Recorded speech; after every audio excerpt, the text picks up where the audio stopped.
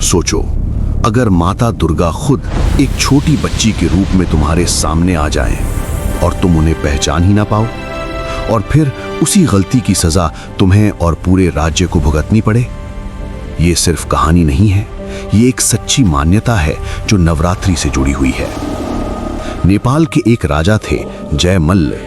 वे नेपाल के बहुत ही धर्मप्रिय और न्यायप्रिय शासक माने जाते थे। राजा की सबसे बड़ी ताकत थी माता दुर्गा के प्रति उनकी अटूट भक्ति।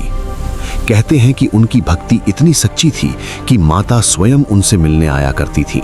लेकिन एक दिन सब कुछ बदल गया।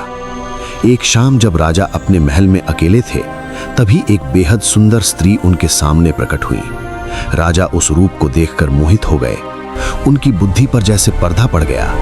तभी अचानक उस स्त्री का रूप बदलने लगा और वो बन गई स्वयं माता दुर्गा। माता क्रोधित थी।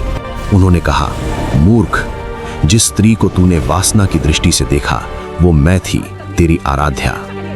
ये सुनते ही राजा के होश उड़ गए।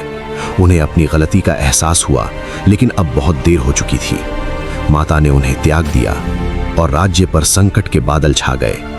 चारों तरफ दुख, परेशानी और अशांति फैल गई। राजा टूट चुके थे। उन्होंने सब कुछ छोड़कर घोर तपस्या शुरू की। दिन रात बस एक ही प्रार्थना, माता मुझे क्षमा कर दो। उनकी सच्ची पश्चाताप से माता का हृदय पिघल गया। लेकिन इस बार माता ने कहा, अब मैं सीधे नहीं आऊंगी, मैं हर साल एक कुमारी बालिका के रूप में आऊंगी। और तभी से शुरू हुई परंपरा जहां माता दुर्गा को एक छोटी बच्ची के रूप में पूजा जाता है, जिसे आज हम कुमारी पूजा के नाम से जानते हैं। नमस्कार।